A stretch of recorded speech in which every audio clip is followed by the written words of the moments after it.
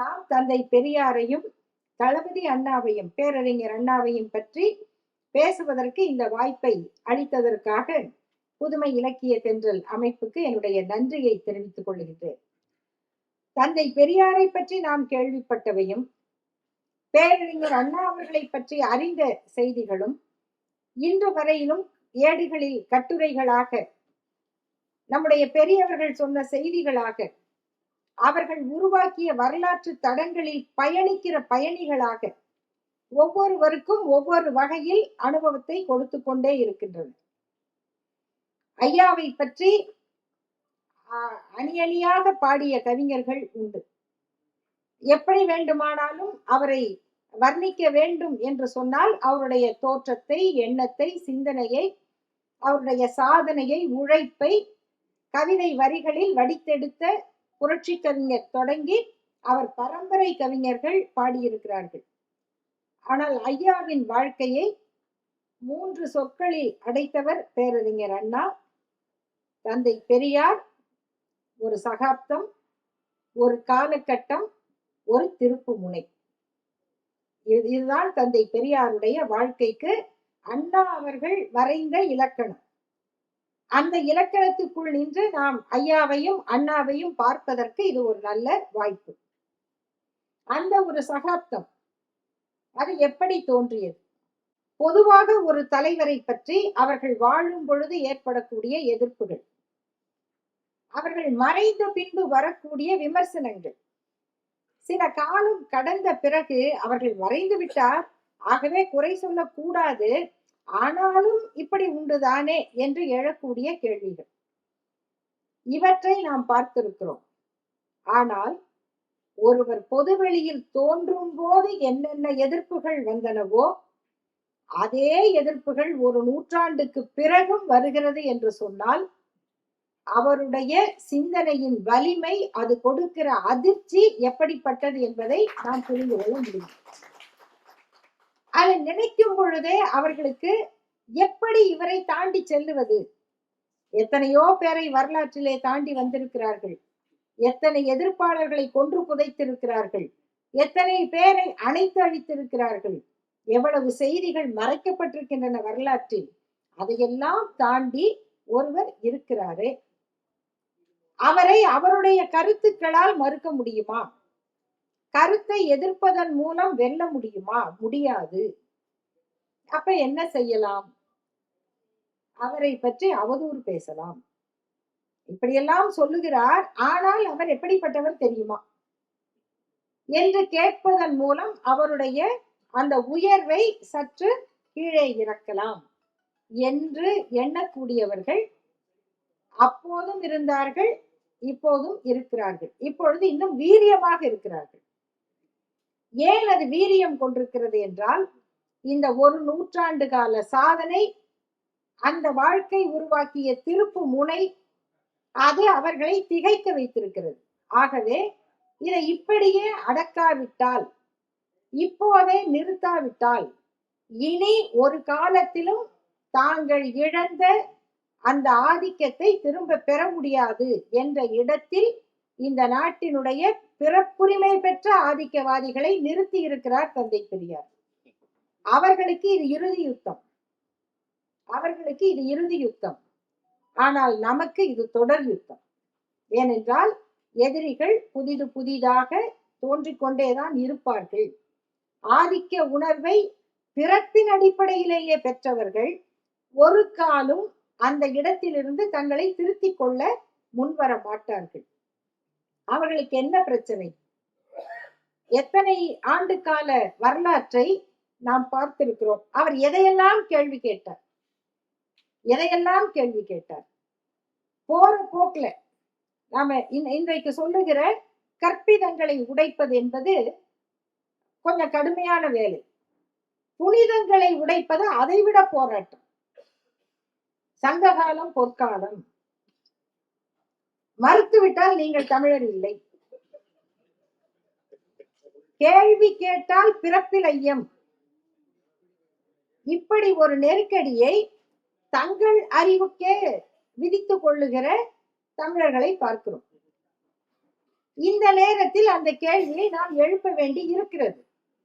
பெரியார் கேட்டார், சங்க காலம் பொற்காலம் என்றால் யாருக்கு பொற்காலம்? சங்க காலத்தில் என்ன இருந்தது? இந்த எதிர்ப்புகளுடைய தொடக்கம் என்று வந்தது. நாம் எதை எதிர்க்கிறோம்? அடிப்படையில யோசித்து பாருங்கள். ஒரு மன்னர் எழுதுகிறார், மன்னருடைய பாடல், ஆரிய படை கடந்து நெடுஞ்செழியனுடைய பாடல். ஆரிய படை கடந்து நெடுஞ்செழியன் வாழ்ந்த போது பல் யாகசாலை முதுகுடுமி பெருவழுதி வாழ்ந்தாரா? தெரியாது. ஆனால் பல் யாகசாலை முதுகுடுமி பெருவழுதி எழுதிய பாடலும் சங்க இலக்கியத்தில் இருக்கிறது. அதே நேரம் ஆரிய படை கடந்த நெடுஞ்செழியன் எழுதிய பாடலும் இருக்கிறது. இதனுடைய காலம் முன்பின்னாக இன்னும் சரியாக வரையறுக்கப்படவில்லை. அந்த வரையறுக்கப்படவில்லை என்கிற குழப்பத்துக்குள்ளேதான் குருமூர்த்திகள் குடியிருக்கிறார்கள். குருமூர்த்திகள் குடியிருப்பதற்கு பாம்பு புற்றா தேவை? இந்த குழப்பங்களே போதும். ஆகையினால் அவர்கள் சொல்லுகிறார்கள், தமிழை தொட்டாலே சனாதனம் தான் வரும். அப்ப பெரியார் என்ன செய்வார்? சனாதனத்தை எதிர்ப்பதென்றால், நீங்கள் தமிழை தொட்டாலே சனாதனம் வரும் என்றால் அங்க தமிழை பற்றியும் கேள்வி கேட்பதல்லவா ஒரு பகுத்தறிவாளருடைய கடமை. அது பழமையானது என்பதற்காக விட்டு வைக்க முடியுமா? இதை தந்தை பெரியார் கேட்கிறார். அவர் அந்த கேள்வியோட கொஞ்சம் இப்ப திரும்பி பார்க்கும் பொழுது, சங்க இலக்கியத்தின் இயற்கை பாடல்கள் அதெல்லாம் நம்முடைய மனதை கொள்ளை கொள்ளும், அதுல சந்தேகமே இல்லை. அதனுடைய இயற்கை காட்சிகள், சுற்றுப்புறம், அதை பற்றிய அக்கறை, உண்டி கொடுத்தோர் உயிர் கொடுத்தோரே என்பதும், நீர்நிலைகளை உருவாக்குகிற மன்னர்கள் தான் பேசப்படுவார்கள். உன் புகழ் நிலைக்க வேண்டும் என்றால் நீ நீர்நிலைகளை உருவாக்கு என்று சொல்லுவதும் நினைக்கப்படுவதும் புகழப்படுவதுதான். ஆனால் அண்மையில் நான் இன்னொரு பாடலை எடுத்துக்காட்டி ஒரு உரையில் குறிப்பிட்டிருந்தேன்.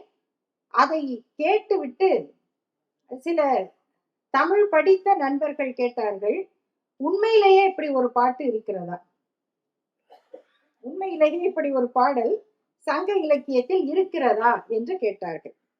அந்த பாடலை எழுதியவர் ஓரம்போகியார். நான் நிறைய கருத்துக்களை நம்ம வரிசையாக பார்க்க வேண்டியிருப்பதால் பாடலுக்குள் விளக்கத்துக்குள்ள செல்லவில்லை. ஓரம்போகியார் என்ற புலவர், அவர் பெண்பார் புலவர். இந்த பெண்பார் புலவர்களுக்கெல்லாம் இந்த ஆர் பட்டத்தை எடுத்துட்டு அவங்க எல்லாம் இளம் பெண்கள். வெள்ளி வீதி, காக்கை பாடினி, நப்பின்னை, நச்சல்லை, நப்பசலை, ஆதிமந்தி, இப்படி அவர்கள் பெயரை கேட்டீர்களானால், அஞ்சி அத்தை மகள் நாகை அப்படின்னு ஒருத்தவங்க பேர், இளவேயினி, அதுலயே ரவுடி பேபிஸ் எல்லாம் இருந்திருக்காங்க. அவங்க, நீ வந்து என்ன அழகின்லாம் சொல்லாதப்பா, நான் பேய் மகள், பேய் மகள்னு ஒருத்தவங்க பேர் வச்சிருக்காங்க. அது எப்படிப்பட்ட கலகம்! பேய் மகள் இளவையினி, குறமகள் இளவையினி, வெண்ணி குயத்தி, கவிதை எழுதியவர் குயத்தி, வெண்ணி குயத்தி, இவர்கள் எல்லாம் எழுதியிருக்கிறார்கள். இதில் ஒருவருடைய பெயர் ஓரம்போகி. அவங்க நேரா போனா போக மாட்டாங்க போல. நீ என்னையா சொல்றது? வேற எதனால அந்த பெயர்னு தெரியாது. நெடும்பல்லியற்றியார் அப்படின்னு ஒரு பெயர் இருக்கு. நெடும்பல்லியம் என்பது அனைத்து இசை கருவிகளும் சேர்ந்த ஒரு தொகை, ஒரு குழுமம், ஒரு ஆர்கெஸ்ட்ரா. அதை இசைக்கிறவர்களுக்கு தான் நெடும்பல்லியம்னு பேர். நெடும்பல்லியற்றியார்னு ஒருவர் இருக்கிறார்கள். அது தமிழ்ல வந்து நெடும்பல்லி அத்தைன்னு இருக்கு. அதுக்கு என்ன பொருள்னு நமக்கு தெரியாது. இந்த பெயர்களுக்குள் இந்த ஓரம்போகியார் எழுதிய அந்த பாடலில் என்ன சொல்லுகிறார்கள் என்றால், தலைவனை பார்த்து, அவர்தான் தலைவர், தலைவனை பார்த்து, நீ நல்லா இரு. பெண்கள் வந்து இந்த நல்லா இருன்னு சொன்னாங்கன்னா அது நல்லா இருன்னு அது பொருள் அல்ல. நாசமா போன்னு சொல்றதுக்கு மனசு வராம, நல்லா இருப்பா, நல்லா இருந்தாங்கன்னா உள்ளுக்குள்ள இருந்து வர்றது சாபம், அறம் கூறுதல். அந்த தலைவனை பார்த்து சொல்லுகிறார்கள், பெருமை, நீ பெரிய ஆள்பா, நல்லா இரு, நல்ல பெருகி வாழ், உன் வீடுகள்லாம் எண்ணிக்கையில கூடட்டும், நிறைய அபார்ட்மெண்ட் வாங்க வைப்போம். எதுக்கு? உன்னுடைய இல்லங்கள் பெருகி வாழட்டும் அப்படின்னு சொல்றாங்க. எதற்கு என்று கேட்டால், நேத்து நீ ஒரு பொண்ணுகிட்ட போயிட்டு வந்த, அந்த பொண்ணு அப்படியே அந்த மண்டபத்துல கிடக்குறா. திருவிழாவுக்கு பிறகு யாராலும் பார்க்கப்படாத ஒரு சிலை மாதிரி, அலங்கரிக்கப்படாத கடவுள் சிலை மாதிரி அந்த பொண்ணு அங்கேயே கிடக்குறா. நீ இப்ப அதை விட இனிமையான பொண்ணை இன்னைக்கு தேடி போயிருக்க. நல்லா இருக்கு. எப்படி உன்னுடைய இந்த வீடுகள் எண்ணிக்கையில நிறைந்து நீ வாழணும்னு சொன்னா, நான் எப்படி எந்த மனசுல இருந்து இத சொல்றேன். நிறைய நீ இது மாதிரி நிறைய உனக்கு வீடு சேரட்டும்னு நான் சொல்றேன். எப்படி சொல்றேன் அப்படின்னா, ஒரு யானைய பழக்கிறதுக்கு ஒரு இரும்பு நுனி கொண்ட ஒரு குச்சியில வச்சு குத்திக்கிட்டே இருப்பாங்க. ஒரே இடத்துல குத்துவாங்க பழக்கிறதுக்காக. அப்படி குத்தி குத்தி புண்ணாக்கிட்டு அதனுடைய வாயில வந்து ஒரு கவளம் சோத்த வைப்பாங்க. உருண்டை, பெரிய உருண்டை. இந்த குத்தி குத்தி புண்ணான அந்த யானை அந்த நொந்து போன மனதோட கோபத்துல வாயில வச்ச அந்த கவளம் சோற்றை மெய்பட இதற்கு உடம்பு மேல எரிஞ்சுக்கும். உடம்புல தூக்கி எரிஞ்சுக்கிறது யானை செய்யறத நம்ம பார்த்திருக்கோம். அது ஏன் அப்படி எரியுது? மகிழ்ச்சியில இல்ல. இந்த குத்து குத்திட்டு இவ்வளவு பெரிய கவளத்தை வைக்கிறீங்க, அந்த கோபத்துல அந்த யானை இப்படி தூக்கி எரியுது. அதன் உடம்பெல்லாம் அந்த சோற்று பருக்க போய் செதறது இல்ல. அப்படி நீ வாழ்ற வீடெல்லாம் இருக்கட்டும் பா, நம்பர் கூடட்டும்னு சொல்றாங்க. இந்த வலியை, இந்த வேதனையை ஒரு பெண் பதிவு செய்கிறார். இது என்ன காலம்? யாருக்கு பொற்காலம்? இதை கேள்வி கேட்டா பெரியார் தமிழரின் எதிரி. பெரியார் வந்து தமிழனா இருந்திருந்தா சங்க இலக்கியத்தை பற்றி இப்படி பேசுவாரா என்று கேட்கிறவர்கள் அன்றைக்கும் இருந்திருப்பார்கள், இருந்தார்கள். அவர்களுடைய வழித்தோன்றல்கள் தான் இன்னைக்கு பேசிக்கிட்டு இருக்காங்க. ஒரு மன்னனுடைய மனைவி சொல்றாங்க, பெருங்கோ பெண்டு, கணவர் இறந்துட்டாரு, மன்னர் நான் வந்து கூட போய் தீப்பாயிறேன் அப்படின்னு சொல்றாங்க. எப்ப போய் தீப்பாயிருது? உடன்கட்டை ஏறுவது. இப்ப நம்ம ஊர்ல இருக்க சங்கி எல்லாம் பேசிக்கிட்டு இருக்கான். உடன்கட்டை ஏறுறது எப்ப வந்ததுன்னா இஸ்லாமிய மன்னர்கள் வந்தப்புறம் வந்தது. அங்கேயே வந்துட்டாங்களாட்டு இருக்கு 3000 ஆண்டுக்கு முன்னாடி. அந்த அரசி ஏன் வந்து நான் உடன்கட்டை ஏறுகிறேன் அப்படின்னு சொல்றவங்கள அமைச்சர் பெருமக்கள்லாம் சேர்ந்து வேண்டாமா, இருங்க, உயிரோட இருங்க அப்படின்னு சொல்றாங்க. அதுக்கு அவங்க என்ன கேள்வி கேட்கிறாங்க? எதுக்கு இருக்க சொல்றீங்க?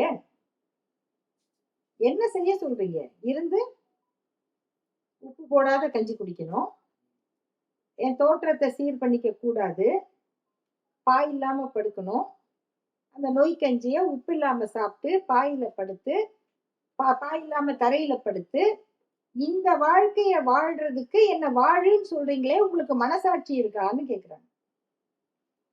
இப்படி பெண்கள் நிலையை வைத்திருந்த ஒரு சமூக அமைப்பு எந்த வகையில உயர்ந்ததாக இருக்க முடியும் அப்படிங்கிற கேள்வியை கேட்பதற்கு பெரியார் வந்தார். அது வரைக்கும் இருந்த தமிழ் அறிஞர்களுக்கு இது தெரிந்தால் கூட இது ஏதோ நம்ம வந்து நம்ம மூதாதையர்களை குறை சொல்வதாக ஆகிவிடும் என்று அவர்கள் அதை வெளிப்படையாக விமர்சித்து பேசவில்லை.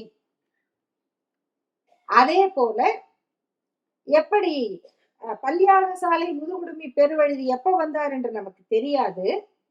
ஆனால் ஆரியப்படை கிடந்த நெடுஞ்செழியன் சொன்னார், நீ எப்படியாவது படிப்பை கையில எடுத்துக்கொள், படிச்சிரு, உற்றுழி உதவியும் உருபொருள் கொடுத்தும் பிற்றை நிலை முனியாது கற்றல் நன்றே, ஒருகுடி பிறந்த பல்லோருள்ளும் மூத்தோன் வருகை எண்ணாது அறிவுடையோன் பால் அரசும் செல்லும். அறிவுடையோனாறு அரசும் செல்லும். வேற்றுமை தெரிந்த நாற்பாலுள்ளும் கீழ்ப்பால் ஒருவன் கற்பின் மேல்பால் ஒருவனும் அவன் கண் படுமே. ஆக கீழ்ப்பால் என்று சொல்லுவது எந்த விளக்கத்தில் சொன்னாலும் கல்வியின் தேவை இதனை ஒரு மன்னர் பாட வேண்டிய தேவை அவசியம் என்ன வந்தது? இந்த காலத்தில்தான் இந்த கல்வி என்பது ஒரு சிலருக்கு மறுக்கப்பட்டு, ஒரு சிலருக்கு உரிமையாக்கப்பட்டு, ஆண்களுடைய ஒழுக்கமின்மையும் கட்டுப்பாடின்மையும் பெருமைக்குரியதாக பேசப்பட்டு, பெண் அடிமைத்தனம் நிலைநிறுத்தப்பட்டது. ஆக சாதியும் பெண் அடிமைத்தனமும் நிலைநிறுத்தப்பட்ட சான்றுகளை கொடுக்கிற ஒரு காலத்தை பொற்காலம் என்று சொல்லலாமா என்ற கேள்வியை முன்வைப்பதற்கு 2000 ஆண்டு கழித்து வந்த சகாப்தம் ஒரு திருப்பு முனைதான் தந்தை பெரியார் என்பதை அண்ணா அவர்கள் எடுத்து காட்டினார். இந்த கேள்விகளோடு தந்தை பெரியார் தொடங்கிய அந்த பயணம் எத்தனை திசைகளில் நம்மை கொண்டு சென்றது, எத்தனை போராளிகளை உருவாக்கியது, எப்படிப்பட்ட சமூக மாற்றத்தை அது நடத்தியது, சுயமரியாதை திருமணம் என்ற ஒன்றை, திருமணம் என்பதை ஒரு சமூக புரட்சியின் அடையாளமாக உலகத்தில் எந்த இயக்கமும் செய்தது. எந்த இயக்கத்திலும் இப்படிப்பட்ட ஒரு சிந்தனை திருமணத்தின் மூலமாக ஒரு புரட்சி நடத்த முடியும் என்ற சூழலும் இல்லை. ஏன்? ஒருவேளை வேறு நாடுகள்ல இது நடந்திருக்க கூடும். ஆனால் எந்த நாட்டிலும் ஒரே நிறம் கொண்ட இருவர், ஒரே பகுதியில் வாழுகிற ஒருவர், ஒரே மாதிரி பொருளாதார நிலையில் இருக்கிற இருவர் திருமணம் செய்ய முடியாது. அவர் யாரு, இவர் யாரு, அவங்க நம்மாளா என்ற கேள்வி இருக்கிறது அல்லவா? புரட்சி கவிஞர் பாரதிதாசன் ஒரு பாடலை எழுதினார், கலப்பு மனம் வாழ்க என்பது அந்த கவிதையுடைய தலைப்பு. அந்த தந்தை கேட்கிறார், எனக்கு பகை மேல் உனக்கு காதலா? இதான் அப்பாவோட கேள்வி. நல்ல கேள்வி. அதற்கு மகள் சொல்லுகிறாள், அப்பா, நீங்கள் அவரோடு பகையாக இருப்பதை நான் எதிர்த்தேனா? எதிர்க்கவில்லை. அதை போல நான் அவரோடு காதலாக இருப்பதை நீங்களும் எதிர்க்காதீர்கள். நீங்கள் பகையாக இருந்து கொள்ளுங்கள். அதற்கு பிறகு அவர் சொல்லுகிறார், அவன் வேறு சாதி, அவன் நம் சாதி அல்ல, உனக்கு தெரியுமா? மகள் கேட்கிறாள், சாதி என்பது, அவன் நம் சாதி இல்லை மகளே என்கிறார். சாதி என்பது சற்றும் என் நினைவில் இல்லை என்று அந்த மகள் சொல்லுகிறாள். அவன் யார் என்று கேட்டால், அவரும் என்னை போல் மனிதரப்பா, மந்தி அல்லர், குரங்கல்லர், பாம்பல்லர், மனிதன்தான். ஆகவே அவன் சாதி தெரிய வேண்டிய அவசியம் இல்லை, ஏனெனில் நான் தமிழன் மகளாததாலே என்று அந்த மகள் சொல்லுகிறார். அப்பா பிளாட் ஆயிட்டார். சரி, மனம் போல வாழ்க என்று வாழ்த்துகிறார். இப்படி ஒரு தந்தைக்கும் மகளுக்குமான உரையாடலை ஒரு இலக்கியமாகவும் வாழ்க்கையாகவும் நடத்தி காட்டுவதற்கு சுயமரியாதை இயக்கம் வந்தது. இன்றைக்கு ஒரு நூற்றாண்டுக்கு பிறகு மகளுடைய காதல் என்னவாக இருக்கும் என்பதை இன்றைக்கு அந்த தந்தை, அப்படிப்பட்ட தந்தைகளும் இருக்கிறார்கள், மகள்களும் இருக்கிறார்கள், அதே நேரத்தில் கொன்று போடுகிற குடும்பங்களும் இருக்கின்றன, இன்று வளர்க்கப்படுகின்றன. தந்தையே மனம் உவந்து பரவாயில்லை நான் மனம் செய்து வைக்கிறேன் என்றாலும், நீ எல்லாம் இந்த ஜாதிக்காரனா, நீ எல்லாம் ஒரு ஆளா, உனக்கு மானம் இல்லையா என்று அவரை கேட்டு கொலை செய்யவோ தற்கொலை செய்வதற்கோ தூண்டுகிற சமூக சூழல் இன்றைக்கு உருவாக்கப்படுகிறது. இந்த நேரத்தில் நாம் அந்த ஒரு நூற்றாண்டுக்கு முன்னால் நடந்த அந்த சாதனையை, அந்த திருப்பத்தை நாம் சிந்தித்து பார்க்க வேண்டிய தேவை இருக்கிறது. நம்முடைய பெயர்கள் வைத்த வரலாறு, பெயர் வரலாற்றில் இப்படி ஒரு புரட்சியை, ஒரு புதுமையை வேறு எந்த இயக்கமும் செய்திருக்க முடியாது. பொதுவாக இடதுசாரி இயக்க தோழர்களுடைய குடும்பங்களில் கொள்கையாளர்கள் பெயர் இருக்கும். லெனின் இருப்பார், மாவோ இருப்பார், கல்பனா இருப்பார்கள், அஜிதா இருப்பார்கள், லதா, இவர்கள் எல்லாம் போராட்டக்காரர்கள், போராளிகள், தத்துவ ஆசிரியர்கள். கார்ல் மார்க்ஸ் இருப்பார். ஆனால் திராவிட இயக்க குடும்பத்தில் லெனினும் இருப்பார், ரஷ்யா இருக்கும், மாஸ்கோ இருக்கும், மாசேதுங்கும் இருப்பார், இங்கர்சால் இருப்பார், பெர்னாட் ஷா இருப்பார், பெர்ட்ராண்ட் ரசல் இருப்பார், நாடு கடந்து சிந்தனையாளர்கள் எல்லோரும் இருப்பார்கள். அதற்கும் தாண்டி பகத்சிங்கும் இருப்பார், புத்தர் இருப்பார், கௌதமன், சித்தார்த்தன், அசோகன், சங்கமித்திரை எல்லாரும் இருப்பார்கள். ஈரோடு, வைக்கம், எல்லா ஊர்களும் எந்தெந்த ஊருக்கு சிறப்பு உண்டோ அந்த ஊர்கள் வரலாற்றோடு நம்முடைய வீடுகளுக்கு வந்துவிடும். நல்ல தமிழ் பெயர்கள், திருக்குறள் பெயர்கள், அந்த பெயர்கள் முழுக்க நம்முடைய திராவிட இயக்க குடும்பங்கள்ல இருக்கும். சௌந்தரபாண்டியனார் பெயரை அவர்கள் வைப்பார்களா தெரியாது. ஆனால் சௌந்தரபாண்டியன், பன்னீர்செல்வம், முத்தையா, காமராஜ் என்கிற பெயர்கள் இருந்தால் அவர்களுடைய பெற்றோர் திராவிட இயக்க பெற்றோராகத்தான் இருப்பார்கள். தனித்தமிழ் பெயர்களுக்கு அதே இடம் இருந்தது. இப்படி பெயர் சூட்டிய வரலாறு, திருமண வீடுகளை பிரச்சாரமாக்கிய வரலாறு, திருமண வீட்டை பிரச்சாரமாக்குகிற ஒரு இயக்கம் தந்தை பெரியார் தான் நடத்தினார். அதன் மூலமாகத்தான் பெண்கள் சிந்திக்க தொடங்கினார்கள். இல்லை என்றால் பெண்களுக்கு இந்த கருத்துக்கள் போய் சேருவதற்கு வாய்ப்பே இல்லை. அன்று தொடங்கிய விதவை மறுமணங்கள், விவாகரத்து பெற்றோர் மறுமணம் செய்வது, இதற்காக மாதர் மறுமணம் என்ற ஒரு இதழை, ஒரு பத்திரிகையை நடத்தி இருக்கிறார்கள் மரகதவல்லி, முருகப்பா இணையர்கள். அவர்களுடைய திருமணம் தான் மாநாட்டில் முருகப்பா பேசுகிறார். நாங்கள் விதவை திருமணம் இவற்றை ஆதரிக்கிறோம், புரட்சி எல்லாம் பேசுகிறார். அங்கு சென்ற மூவலூர் ராமாமிர்த தம்மையார், எல்லாம் வாயில பேசுவீங்க, கல்யாணம் பண்ணுவீங்களா என்று கேட்கிறார். நான் ரெடிமா, பொண்ணு ரெடியா என்கிறார். இந்த பொண்ணு ரெடி என்று மரகதவல்லியை தூக்கி நிறுத்துகிறார். பரவாயில்ல, திருமணம் பண்ணுவோம் என்று இப்படி ஒரு மாநாட்டு அறைகூவலாக ஒரு திருமணம் நடந்திருக்கிறது. அதனுடைய விளைவு அவர் விதவை பெண், அதனுடைய விளைவு அவர்கள் மாதர் மறுமணம் என்ற பத்திரிகை நடத்துகிறார்கள். மாதர் மறுமணம் என்று அச்சிட்டு பென்சில் தயாரித்து விற்றிருக்கிறார்கள். இதெல்லாம் நடந்த நிகழ்வுகள். சிவகாமி அம்மையார் சிதம்பரனாரை திருமணம் செய்தார். அவருடைய நூல் ஒன்று மிக கடுமையாக இருக்கிறது என்று அந்த காலத்திலேயே தடை செய்யப்பட்டிருக்கிறது. இப்படி பெண்கள் படை வரிசை ஒரு பக்கம், தந்தை பெரியாருடைய தளபதிகளாக இருந்து இந்த புரட்சிகளை நடத்தியவர்கள், திருமணம் செய்து கொண்டவர்கள், அவர்களுடைய எண்ணிக்கை இன்னொரு பக்கம். தந்தை பெரியார் தன் மகளாக நினைத்த குஞ்சிதம் குருசாமி அவர்கள், அவருடைய மறைவின் போது தந்தை பெரியார் பேசிய பேச்சு இப்பொழுது படித்தாலும் கண்ணீர் வரும் பேச்சு.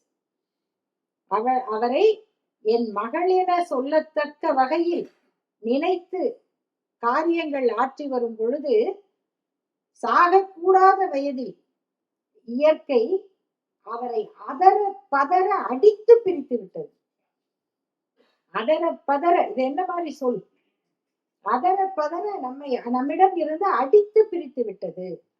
வாழ வேண்டிய வயதில் அவர் இறந்து, இந்த சாகக்கூடிய வயதில் நான் அவருக்கு இரங்கல் உரையாற்றிக் கொண்டிருக்கிறேன். இது ஒரு பெற்ற தந்தை பேசுகிற பேச்சு. இதற்கும் மேலாக ஒன்று, தந்தை பெரியாரை பற்றி நாம் பேசுகிற செய்திகள் ஏராளம். இன்னும் பேசப்பட வேண்டியவை அதைவிட அதிகமாக இருக்கின்றன. நான் திராவிட போராளிகள் நூலை, அதற்கான செய்திகளை தொகுத்த போது, ஐயாவுடைய குடும்பத்தில் இருந்த அவருடைய அண்ணன் மகள் பெயர் மிராண்டா கஜேந்திரன் என்று பிற்காலத்தில் அவருடைய பெயர் பதியப்பட்டது. கஜேந்திரன் என்பவர் பேரறிஞர் அண்ணாவுடைய பிஏவாக இருந்தவர். அவர்கள் அண்ணாமலை பல்கலைக்கழகத்திலே படித்தவர்கள், காதல் திருமணம் செய்தவர்கள். ஐயாவுடைய குடும்பத்தில் வேறு பெயர் இருந்திருக்கலாம். எப்படி மிராண்டா என்று? மிராண்டா என்பது ஷேக்ஸ்பியர் கதையில வருகிற ஒரு கேரக்டர். அது அப்ப எல்லாருக்கும் பிடித்த ஒரு கேரக்டர், எல்லாருக்கும் பிடித்தமான ஒரு பெண். அந்த பெயர் எப்படி இந்த குடும்பத்து பெண்ணுக்கு வைக்கப்பட்டது என்று அவருடைய வாழ்க்கையை தேடி பார்த்தால் அவருடைய இயற்பெயர் கஜலட்சுமி. 7 வயதில் தந்தை பெரியார் அவரை நல்ல முறையில படிக்க வைக்க வேண்டும் என்று நினைக்கிறார். ஆனால் வீட்டில் இருக்கக்கூடிய சூழல், கூட்டம், எந்த நேரமும் ஆட்கள் வந்து போவது, அவரால் படிக்க முடியாது என்பதால் ஏற்கனவே படித்தவரும் சென்னை மாநகராட்சியின் கல்வி அதிகாரியாக இருந்த குஞ்சிதம் அம்மையார் வீட்டுக்கு படிக்க அனுப்புகிறார்.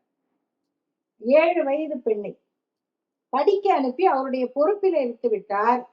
குஞ்சிதம் அம்மையார் இது என்ன ஒரே பாவாடை சட்டை, தலைமுடி, கஜலட்சுமி இதெல்லாம் வேண்டாம் என்று பாவாடை சட்டையை மாற்றி அவருக்கு கவுன் போட்டு கிராப் வெட்டி கஜலட்சுமியை மிரண்டாவாக பெயர் மாற்றுகிறார். நண்பர்களே, இன்றைக்கு கூட இது நடக்குமா யோசித்து பாருங்க. அது யார்? அவருடைய குடும்பம் எவ்வளவு செல்வாக்குள்ள குடும்பம். அவருடைய அண்ணன் மகள், அவர் மீது அவர் எடுத்துக்கொள்ளுகிற உரிமை, அதற்கு அந்த குடும்பம் இசைவது, அவர் குஞ்சிதம் அம்மையார் வீட்டில் விட்டு படிக்க வைப்பது மட்டுமல்ல, அவருடைய பெயரை மாற்றுகிற உரிமை வரைக்கும் அவருக்கு கொடுத்திருக்கிறார். அப்ப அவர் இறக்கும் பொழுது ஐயா பேசிய அந்த பேச்சுக்கு எவ்வளவு பொருள் இருக்கிறது.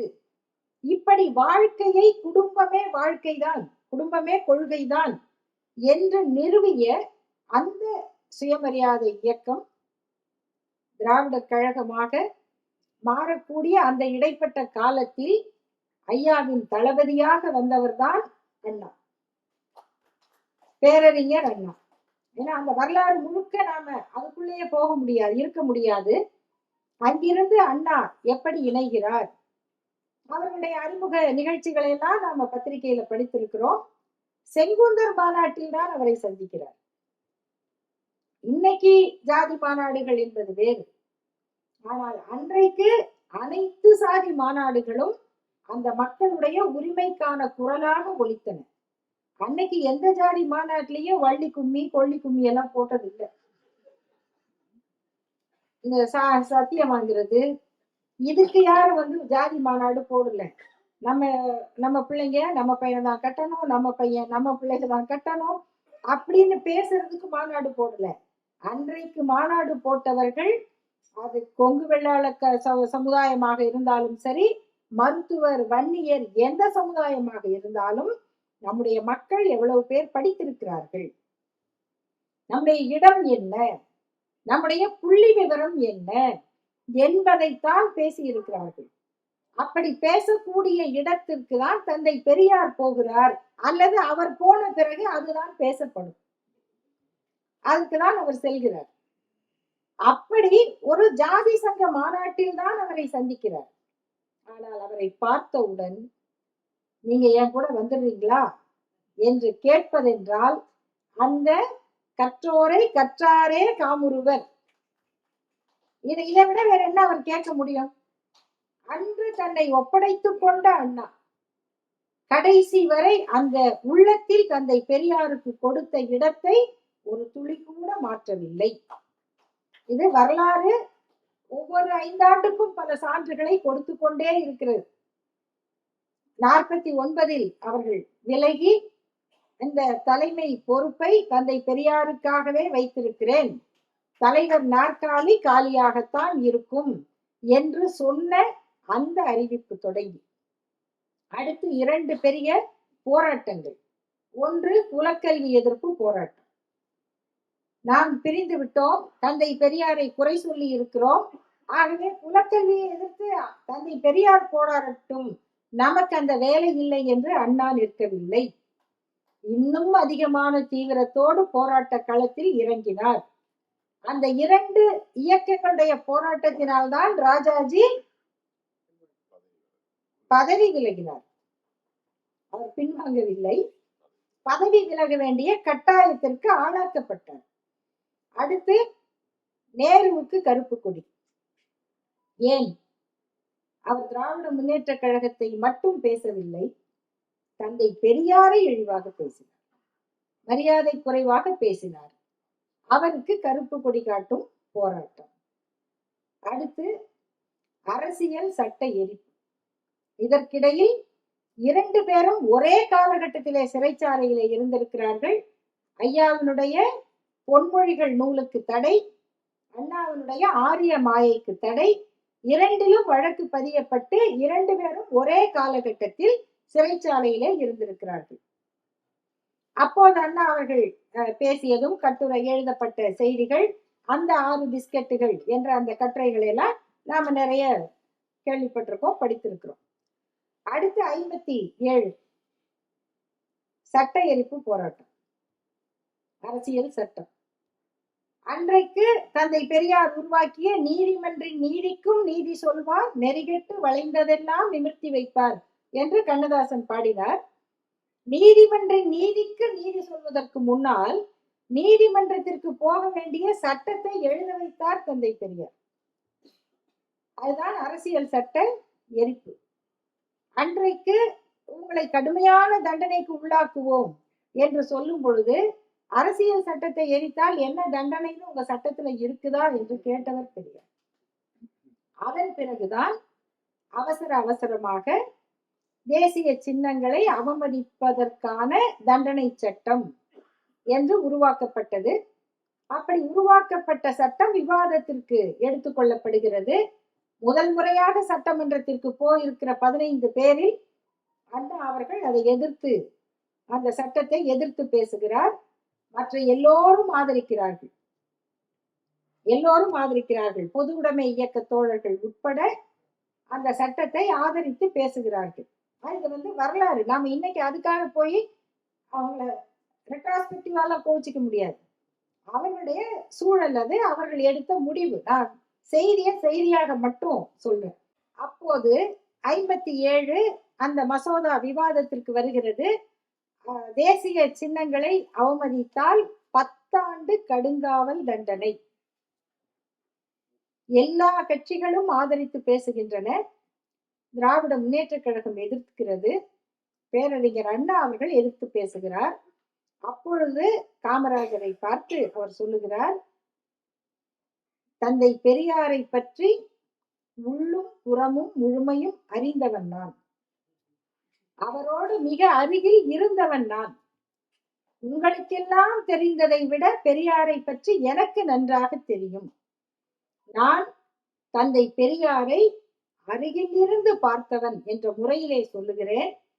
அவர் பல நேரங்களில் துயரத்தால் வருத்தப்பட்டிருக்கிறார், நொந்து போயிருக்கிறார், குழந்தை போல அழுதும் இருக்கிறார், கவலைப்பட்டிருக்கிறார். ஆனால் ஒருபோதும் அவர் பயந்து நான் பார்த்ததில்லை. அவர் அழுது கூட பார்த்திருக்கிறேன், ஆனால் அவர் அஞ்சி நான் பார்த்ததில்லை. ஆகவே 10 ஆண்டு கடுங்காவல் தண்டனை போட்டால் பெரியார் பயந்து விடுவார் என்று நினைக்காதீர்கள். நீங்கள் தான் அவருக்கு மிக வேண்டியவராயிற்றே. காமராசர் நீங்கள் வேண்டியவராயிற்றே. நீங்கள் கௌரவம் பார்க்காமல் அவரிடம் சென்று பேசினால் அவருக்கே உரிய தாட்சண்யத்தினால் அவர் மறுபரிசீலனை செய்வார். இந்த போராட்டத்தை பற்றி அவர் யோசிக்கவும் வாய்ப்பு இருக்கிறது. அதை விட்டு இப்படி கடுமையான சட்டத்தை இயற்றி அதன் மூலம் அவரை தண்டிக்கலாம், அச்சுறுத்தி விடலாம் என்று நினைக்காதீர்கள் என்றார் அண்ணா. அதன் பிறகு அது 10 ஆண்டு என்பது மாறி 3 ஆண்டு கடுங்காவல் தண்டனை என்று அந்த சட்டம் நிறைவேற்றப்பட்டது. அதன் கீழ்தான் 10,000 பேர் கைது செய்யப்பட்டார்கள். 3000 பேர் சிறைச்சாலையில் இருந்து அவருடைய குடும்பங்கள் எல்லாம் எப்படி துன்பப்பட்டார்கள் என்பதை நம்முடைய தளபதி ராஜ் அவர்கள் அந்த அரசியல் சட்ட எரிப்பு வரலாற்றை ஒரு நூலாகவே எழுதியிருக்கிறார். இதெல்லாம் இன்றைக்கும் நமக்கு கிடைக்கக்கூடிய செய்திகள். அப்படி இருந்த அந்த உறவு பிரிந்திருந்தாலும் கூட மனத்தினால் இணைந்த அந்த உறவை அண்ணா அவர்கள் வெளிப்படையாக சொல்லுவதற்கான காலம் அவருடைய வெற்றியோடு வந்தது. அந்த வெற்றியை பற்றி என்னெல்லாம் பேசப்பட்டது என்பதும், தந்தை பெரியார் அவர்களை அவர் சென்று சந்தித்ததும், அதற்கு பிறகு ஏற்பட்ட அரசியல் மாற்றங்களை நாம் அறிவோம். அந்த நேரத்தில் எப்படி ஐயா அவர்களை பற்றி அவருடைய வாழ்க்கையின் முக்கியத்துவம் என்ன என்று அண்ணா சொன்னாரோ அப்படி திமுக என்கிற அரசியல் இயக்கம் ஆட்சி பொறுப்பை ஏற்ற அந்த காலத்தை பற்றி பிற்பட்டோர் நலத்துறையினுடைய கமிஷனுடைய தலைவராக இருந்த ஏ.என். சட்டநாதன் அவர்கள், அவர் சென்னை பல்கலைக்கழகத்தில் திராவிட இயக்க அரசியல் பற்றி 1984ஆம் ஆண்டு உரையாற்றி இருக்கிறார். அந்த உரை ஆங்கிலத்திலே அமைந்திருக்கிறது. அதனை பேராசிரியர் ஜெயதேவன் அவர்களும் சிவமாதவன் அவர்களும் தமிழாக்கம் செய்திருந்தார்கள். அந்த உரையில் இந்த இயக்கத்தினுடைய வரலாற்றை அவர் சொல்லும் பொழுது தந்தை பெரியாருக்கு உரிய அந்த மரியாதையை முதலில் சொல்லிவிடுகிறார். பிறகு இந்த திராவிட முன்னேற்ற கழகம் ஆட்சி பீடம் ஏறுதல் என்ற அந்த செய்தியில் 57, 62 இந்த தேர்தலுக்கு பிறகு 62 தேர்தல் நடக்கவிருந்தது. புதிய தேர்தல் அறிக்கை எப்படி வந்தது? திமுக 50 இடங்களை பெற்றது. ஆனால் அண்ணா தோற்றார். உடனடியாக அவர் நாடாளுமன்றத்திற்கு தேர்ந்தெடுக்கப்பட்டார். அந்த செய்திகளுக்கு பிறகு இதற்குள் இந்த மாற்றங்களுக்குள் அவர் சொல்லுகிறார், திராவிட முன்னேற்ற கழகம் ஆட்சிக்கு வந்த சூழல். இதற்குள் திமுக தலைவர்கள் அரசியல் படிப்பினையை பெற்று தேர்தல் கலையில் வல்லவர்கள் என்பதை நிரூபித்து காட்டினர். அவர்கள் பெருநகரங்கள், வட மாவட்டங்களுக்கு அப்பாலும் தமது கட்சியின் பரப்பை விரிவுபடுத்தினார்கள். தென் மாவட்டங்கள் முழுவதும் அவருடைய கொடிகள் காணப்பட்டன, முழக்கங்கள் ஒலித்தன. இத்தேர்தலில் அண்ணா தோல்வியடைந்தது வருத்தத்திற்குரியது. அது 62. ஆனாலும் அவர் உடனடியாக மாநிலங்களவைக்கு தேர்ந்தெடுக்கப்பட்டார். அடுத்த 1967 பொது தேர்தலில் அக்கட்சி மாபெரும் வெற்றியை பெற்று ஆட்சியை பிடித்தது. அண்ணா முதல்வரானார். எக்கனாமிஸ்ட் இதழின் எழுத்தாளர் ஒருவர் விவரித்தது போன்று பெயரை கூட உச்சரிக்க கூடாது என ஒதுக்கி வைக்கப்பட்ட கருப்பு மனிதர்கள் முதலாக ஆட்சியில் அமர்ந்தார்கள். சாதாரண கருப்பு மனிதர்கள், ஏன்னா அவர்களுக்கு முன்னால கருப்பு மனிதர் காமராஜர் இருந்தார். இன்றைக்கு வரைக்கும் காமராஜர் பெயர் புனிதமானது. ஆனால் அடுத்து வந்த கருப்பர்கள் பெயர் உச்சரிக்கப்படக்கூடாதது. அதை கலைஞர் அவர்கள் பின்னாளில் சொன்னார். கருணாநிதி என்ற பெயர் பலருக்கு கெட்ட வார்த்தையாக கருதப்பட்டது. அதை உச்சரிப்பதற்கு கூட அவர்கள் தயங்கினார்கள். அப்படி பெயரை கூட உச்சரிக்கப்பட முடியாத நிலையில் இருந்த கருப்பு மனிதர்கள் முதலாக ஆட்சியில் அமர்ந்தார்கள். இது தமிழக அரசியலில் ஒரு புதிய காலத்தின் தொடக்கத்தை குறிக்கிறது. அண்ணா தனது கட்சிக்கு வழிகாட்டவும் அதற்கு சிறந்த ஒழுங்கமைப்புள்ள ஒரு அரசியல் சக்தியாக வடிவம் கொடுப்பதற்கும் நீண்ட நாட்கள் வாழாவிட்டாலும் அவர் ஒன்றை சாதித்தார் என்பது உறுதி. என்ன ஒன்றை சாதித்தார்? அரசியலில் பார்ப்பன தலைமை, பெருங்கட்சி அரசியல், அரசு பணிகளில் பார்ப்பன ஆதிக்கம் ஆகியவை நீங்கின. ஏன் இன்னைக்கும் அவங்களுக்கு வயிறு எரியுது? 3 செய்தி. அரசியலில் பார்ப்பன தலைமை, இன்னைக்கு வரைக்கும் வர முடியல. பெருங்கட்சி அரசியல், அரசு பணிகளில் பார்ப்பன ஆதிக்கம் ஆகியவை நீங்கின. இது உருவாக்கிய மாற்றம் என்ன? இரு கட்சி ஆட்சி முறை.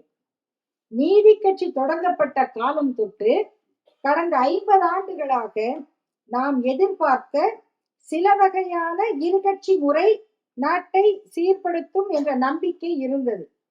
சில வகையான இருகட்சி முறை இது வேற இருக்கு. காங்கிரஸ் ஒரு காலத்தில் வலுப்பெற்று பிரிந்த திராவிட கட்சியிடம் இருந்து ஆட்சியை கைப்பற்றக்கூடும். ஆனால் அது பார்ப்பனர் அல்லாதாரால் உருவாக்கப்படும். காங்கிரஸே மீண்டும் ஆட்சிக்கு வந்தாலும் அது பார்ப்பனர் அல்லாதாரால் உருவாக்கப்படும் என அரசியலில் சூழல்கள் எப்படி வேண்டுமானாலும் மாறலாம். அப்படி மாறினால் கூட இந்த தன்மை மாற முடியாது. அண்ணா அவர்கள் அந்த அடித்தளத்தை உருவாக்கிவிட்டார். ஆனால் அது பார்ப்பனரால் அல்லாதாரால் உருவாக்கப்படும் வெளிப்பார்வைக்கு எவ்வளவு அலங்காரம் கொண்டதாயினும், வெவ்வேறு மொழி மரபுகளை கொண்டு பேசினாலும் ஒரு திராவிட கட்சியின் கொள்கையை பெற்றிருக்க வேண்டும். தமிழ்நாட்டில் ஒரு திராவிட கட்சியின் கொள்கையை பெற்றிருக்க வேண்டும்.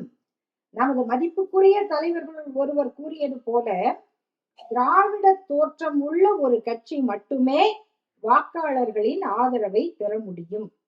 இந்த நிலையை அண்ணா உருவாக்கினார் என்று சட்டநாதன் அவர்கள் பதிவு செய்தார்.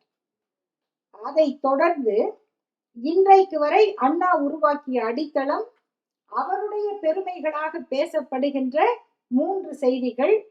தமிழ்நாடு, அந்த தமிழ்நாடு பெயர் மாற்ற மசோதா சட்டமன்றத்திலே நிறைவேற்றப்பட்ட போது ஒருவர் கூட அதை எதிர்க்க முடியவில்லை. எதிர்ப்பவர்கள் கூட வளைந்து நெளிந்து கருத்து சொல்லுகிறார்கள். கடைசியில் மாப்போசி போன்றவர்கள் அதில் ஒரு பெயர் வாங்கினார்கள். என்னவென்றால், தமிழ்நாடு என்று இருக்கக்கூடாது, நாடு என்று இருக்க வேண்டும் என்ற திருத்தத்தை, வாங்கய்யா வாங்க அப்படின்னு அவங்களையும் உள்ள கூப்பிட்டு இந்த திருத்தத்தையும் ஏற்றுக்கொண்டு தமிழ்நாடு வாழ்க என்று சட்டமன்றத்தில் அத்தனை பேரையும் முழங்க வைத்த அந்த நிலை இன்றைக்கு வரைக்கும். நீங்க கவர்னர் ஆளை வச்சு தமிழ்நாடுன்னு சொல்லக்கூடாது, தமிழகம்னு சொல்லணும் என்றெல்லாம் சொல்ல முயற்சி செய்யும் போது அதிகமாக தமிழ்நாடு தமிழ்நாடு தமிழ்நாடுன்னு குரல் கேட்டுக்கிட்டே இருக்கும். தேவையில்லாத இடத்தில் கூட அந்த பெயரை பயன்படுத்துவார்கள். வாசல்ல கோலம் போடுறாங்க தமிழ்நாடு அப்படின்னு. சில பேர் போட்டி கோலம் போட வச்சாங்க தமிழகம் அப்படின்னு. எங்கேயும் நீங்க பாரதியம்னு போட முடியாது. போடுறவங்களுக்கு தமிழகத்துக்கும் தமிழ்நாட்டுக்கும் என்ன வேறுபாடு என்பது கூட புரியாது. இல்ல போடுங்கன்னா நாங்க தமிழகத்தை தானே போடுறோம், தட்சிண பிரதேசம்னு போடுங்கன்னு போடுவாங்களா? அதற்கு ஆள் கிடைக்குமா? இரண்டாவது, சுயமரியாதை திருமணம்.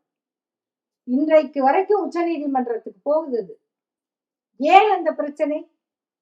பல பேர் கேட்பார்கள். நம்ம அந்த சட்டத்தை மாதவன் அவர்கள் சட்ட அமைச்சராக இருந்து உருவாக்கியதும், அதற்கு ஐயா சொன்ன அந்த திருத்தம் அண்ட் ஆர் என்கிற அந்த சொற்களில் அண்ட் இருக்கக்கூடாது, ஆர் என்று இருக்க வேண்டும். மாலை அணிவித்தல் அல்லது தாலி கட்டுதல்.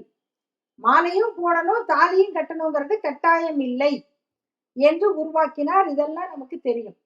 பல நேரங்கள்ல இங்க சுயமரியாதை திருமண நிலையம் இருக்கு. நம்முடைய பசும்பொன் அவர்கள் மிக சிறப்பாக ஆண்டுக்கு ஒரு 2000 திருமணங்களாக நடக்கிறாரு. அதுல என்ன பெருமைன்னா, அதுல கிட்டத்தட்ட 1500 திருமணங்கள் சாதி மறுப்பு திருமணங்கள். அவ்வளவு அமைதியா அழகா நடந்துகிட்டே இருக்கு. ஆனால் இந்த திருமணத்தை பதிவு செய்கிறவர்களுக்கு ஒரு சின்ன சிக்கல் வரும். அவர்கள் வெவ்வேறு மதத்தை சேர்ந்தவர்களாக இருந்தால், குறிப்பாக மணமகனோ மணமகளோ இந்துவாக இருந்து மற்றவர் கிறிஸ்தவராகவோ இஸ்லாமியராகவோ இருந்தால் சுயமரியாதை திருமணமாக அதை பதிவு செய்ய முடியாது. செய்து கொள்ளலாம், ஆனால் பதிவு செய்யும் பொழுது அதனை சிறப்பு திருமண சட்டம், ஸ்பெஷல் மேரேஜ் ஆக்ட்ல பதிவு பண்ணணும்.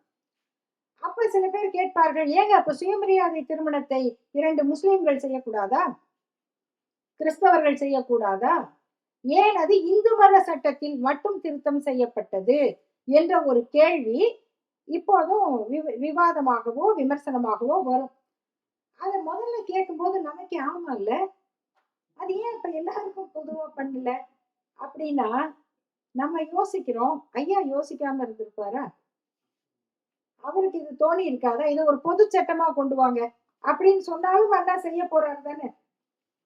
அதை ஏன் இந்த திருமணத்துல திருத்தம் பண்ணாங்க என்றால், ஏற்கனவே இஸ்லாமிய திருமணமும் கிறிஸ்தவ திருமணமும் சுயமரியாதை திருமணம் மாதிரிதான் நடக்கும். அது அக்ரிமெண்ட் தான், கான்ட்ராக்ட் தான்.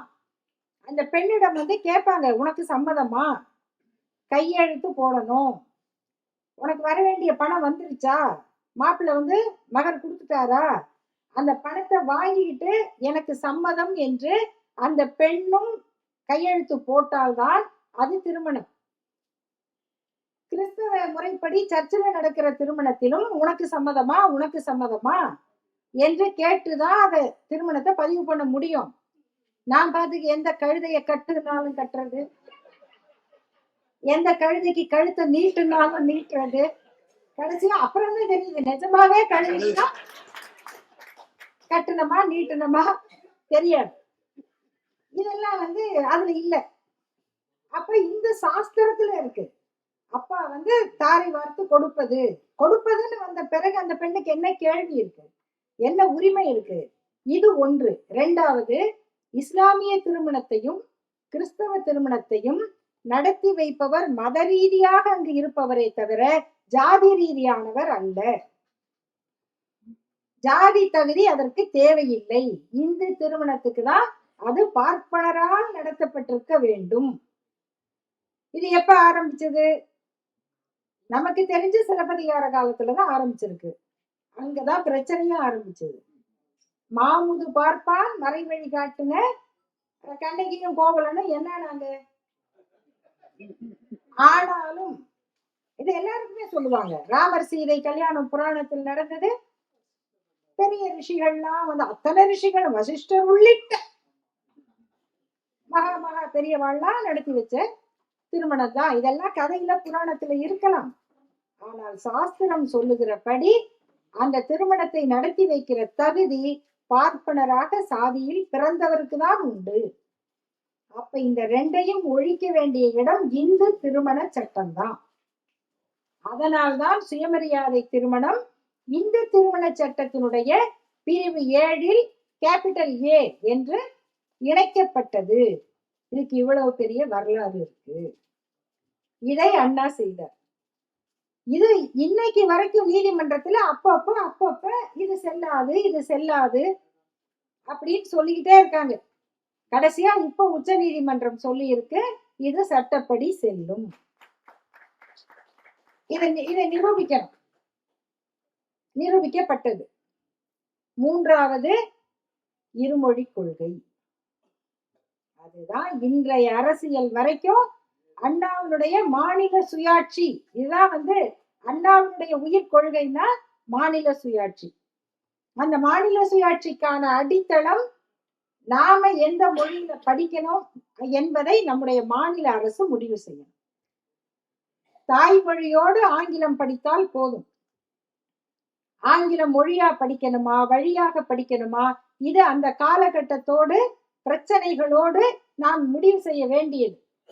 இன்றைக்கும் அந்த நண்பர் கேட்டார், பெரியார் ஏன் இப்படி சொன்னார்? தமிழ் சனியன விட்டுருங்க, வீட்டுல இங்கிலீஷ் பேசுங்க, வேலைக்காரர்களோடையும் இங்கிலீஷ் பேசுங்க அப்படின்னு 3 செய்தியை சொன்னார். அப்ப நான் இன்னும் 1 இருக்கு தம்பி, அதை விட்டுட்டீங்க. என்னென்ன? நீ வளர்ந்துட்ட, தாய்ப்பால் பத்தாது, அதுவே போதுங்கிறது தாய்ப்பால் பைத்தியம்னு சொன்னாரு. இதுவும் தெரியுமா? தெரியாது. அப்ப சொன்ன இதெல்லாம் ஏன் சொன்னார்?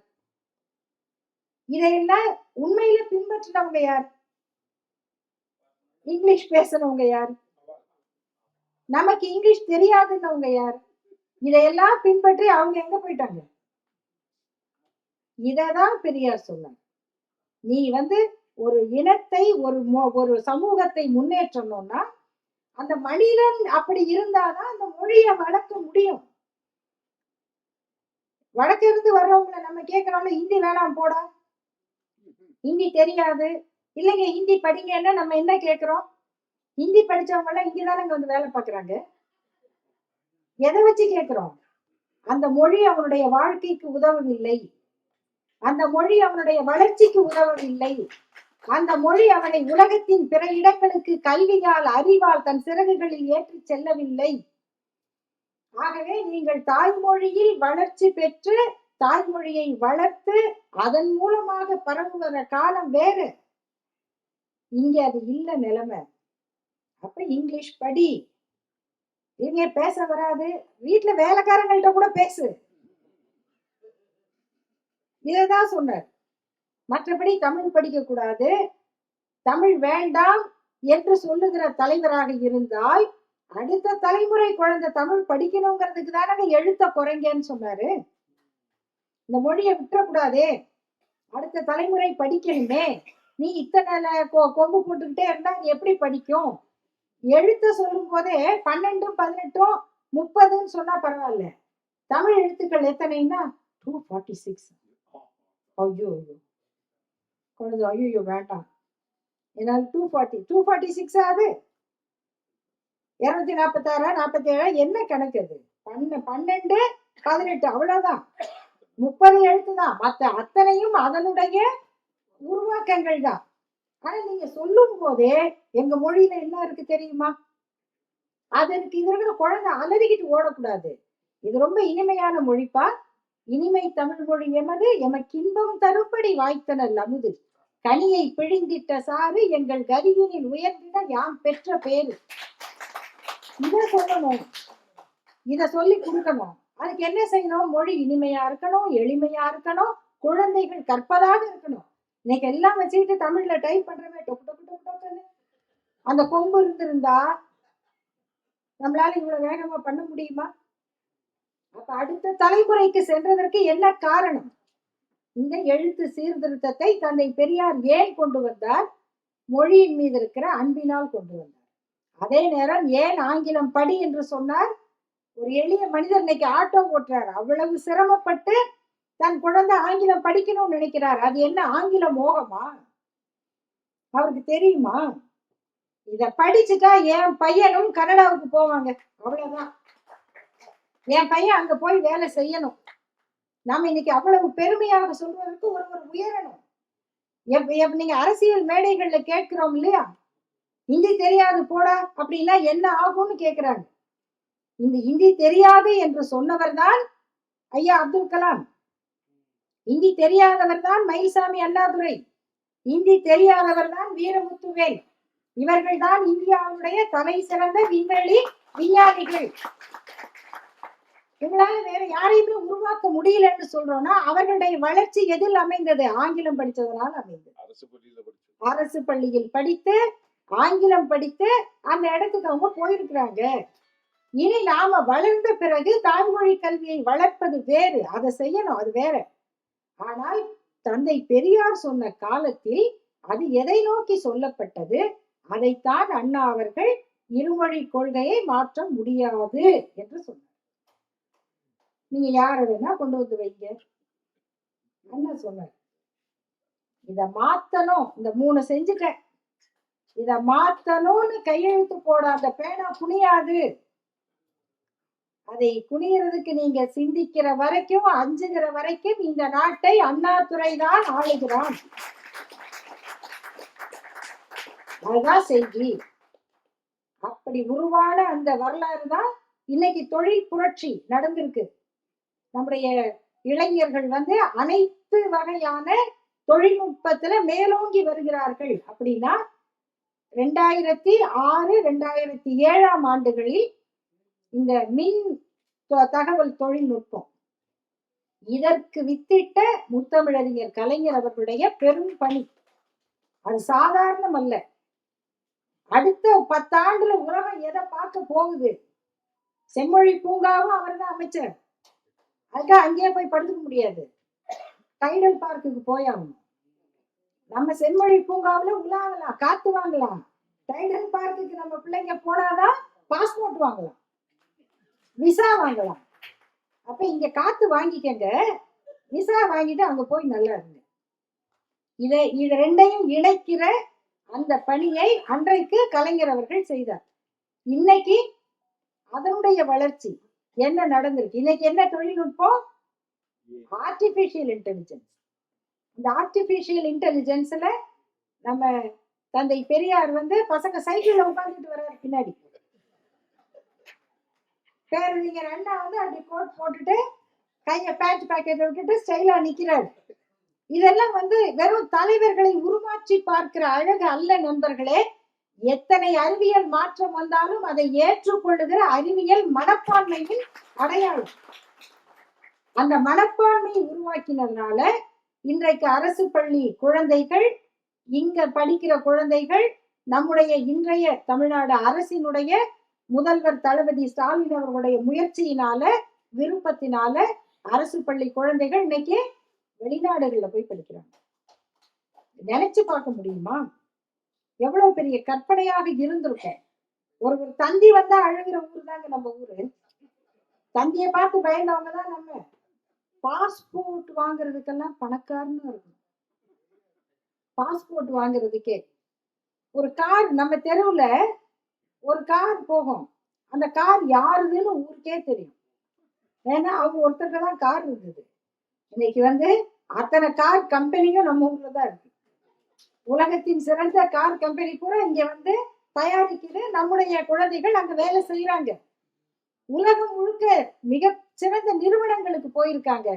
அங்க இருந்து அவங்க பேட்டி கொடுக்கும் போது, நான் இந்த ஊரு, நான் அரியலூர், நான் கிருஷ்ணகிரி, நான் தேனி, அங்க இருந்து வந்தேன், இங்க படிக்க வந்தேன், இது அப்படி சொல்லும் போது நமக்கு எப்படி இருக்கு? அடுத்த வளர்ச்சி அந்த சொன்னார் இல்லையா, அவர் உருவாக்கிய அந்த வளர்ச்சி நீ மாறாது. ஆக்ஸ்போர்ட் பல்கலைக்கழகத்தில் தந்தை பெரியார் படம்னா அவங்களுக்கு என்னமோ பண்ணுது பாவம். அது என்ன படம்? ஆக்ஸ்போர்ட் பல்கலைக்கழகத்துல ஆணி அடிச்சு மாட்டினாங்களா? இல்ல இல்ல. அந்த அந்த கல்லூரி தலைவர் பிரின்சிபல் யாராவது அவர் ரூம்ல மாட்டிக்கிட்டாரா? இல்ல. அங்க நடந்த ஒரு நிகழ்ச்சி, கல்வியாளர்கள் 2 பெரும் கல்லூரி, அந்த ஆக்ஸ்போர்ட் பல்கலைக்கழகத்தினுடைய உறுப்பு கல்லூரிகள் அவங்க இணைந்து அந்த பல்கலைக்கழக வளாகத்துக்குள்ள நடத்துறாங்க. அது இந்த இயக்கத்தை பற்றியது, சுயமரியாதை இயக்கத்தை பற்றியது, அதனுடைய நூற்றாண்டை பற்றியது. அந்த இடத்துல இது அத்தனைக்கும் ஒரே அடையாளமாக தந்தை பெரியார் படத்தை அவங்க திறக்கிறாங்க. இது அடுத்த இனி வரும் உலகம் அதை பேசுறதுக்கான அந்த அடையாளம். அங்க போய் பார்க்கும்பொழுது உண்மையிலேயே நான் நினைச்சு பாக்குறாங்க, அவ்வளோ குடும்பங்கள் நம்முடைய முதல்வரை சந்தித்து நாங்க இந்த ஊரு, நாங்க அந்த ஊருன்னு சொல்லும் பொழுது அவருக்கு எப்படி இருந்திருக்கும்? எப்படி இருந்திருக்கும்? இதுக்குதானே ஒரு நூற்றாண்டு போராடி இருக்கோம். இதுக்குதானே இந்த இயக்கம் உழைத்தது. இதுக்குதானே வயிறெறிகிறான். இதுக்குதானே விஸ்வகர்மா திட்டத்தை கொண்டு வரான். படிக்காதங்கிறான். எல்லாரும் படிச்சுட்டா யாருங்க வேலை பார்க்கறதுங்கிறான். எவ்வளவு போராட்டத்தோட, எவ்வளவு கெட்ட பேரோட, யாருக்கு உழைக்கிறோமோ அவர்களிடமே அதை உணராத நிலை கூட இருக்கு. ஆனாலும் இதை கடமையாக செய்து அதன் பயனை நேராக பார்க்கும்போது எப்படி அவர்கள் உணர்ந்திருப்பார்கள் என்றால், தந்தை பெரியாரும் பேரறிஞர் அண்ணாவும் இருந்திருந்தால் எந்த மகிழ்ச்சியை அடைந்திருப்பார்களோ அந்த மகிழ்ச்சியை முதல்வர் அடைந்திருப்பார். அந்த நிலையை உருவாக்கிய தந்தை பெரியாரையும் தளபதி அண்ணாவையும் நினைப்பதும் போற்றுவதும் அவர்களை பற்றிய செய்திகளை படிப்பதும் பரப்புவதும் நம் கடமை என்று சொல்லி வாய்ப்புக்கு நன்றி கூறி முடிக்கிறேன். நன்றி.